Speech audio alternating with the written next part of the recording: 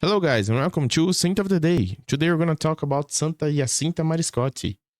Hyacintha Mariscotti, whose baptismal name was Clarice, was born in 1585 in Rome.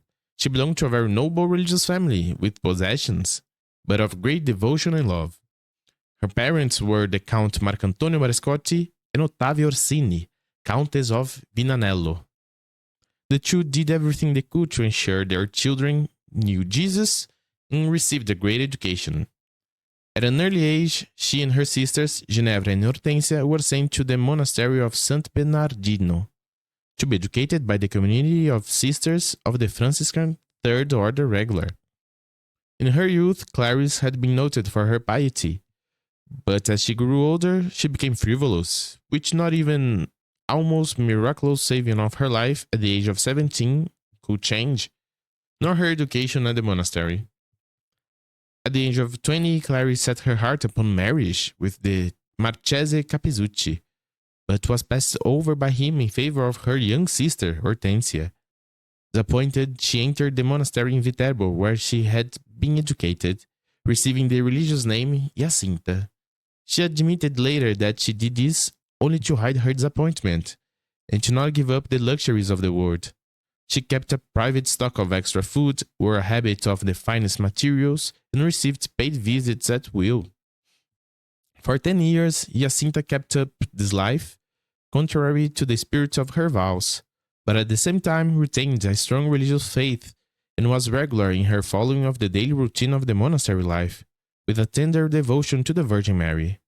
At that point, due to a severe illness, the priest who served as the confessor to the monastery went to her cell to bring her Holy Communion.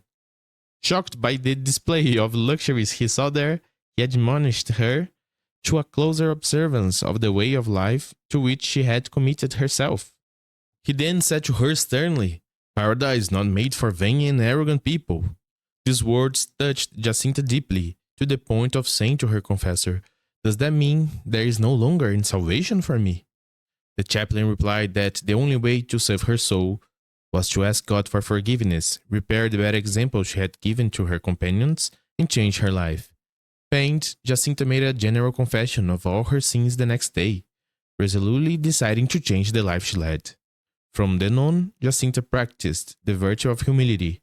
Following his advice, she went to the convent's refectory at the moment the entire community was gathered, and, through many tears, prostrated herself, acknowledging her faults and mistakes out loud, asking for forgiveness for all the scandals.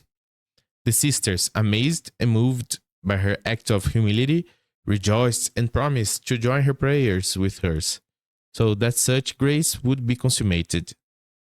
When they appointed her vice superior of the convent and mistress of novices, they had to impose this on her out of obedience, as she did not want to accept it, protesting that, not knowing how to govern herself, she could hardly govern others.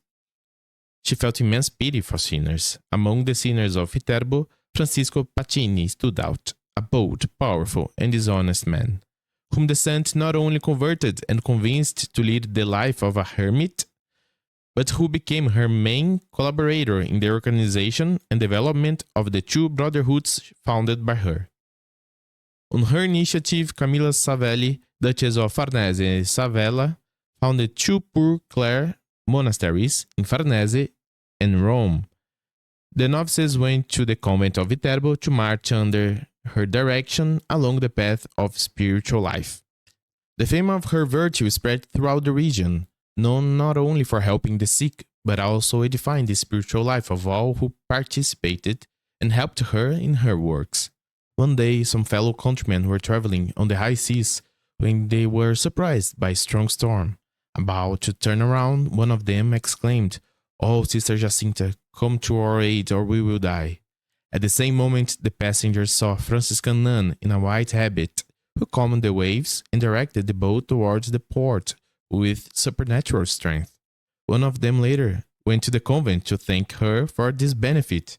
The superior sent for Jacinta. "It was her who saved us," they claimed. She fled the room to avoid being praised. Santa Hyacintha Mariscotti died on January 30, 1640. She was buried in the church of the convent where she was converted in Viterbo. She was canonized on May 24th, 1807, by Pope Pius VII.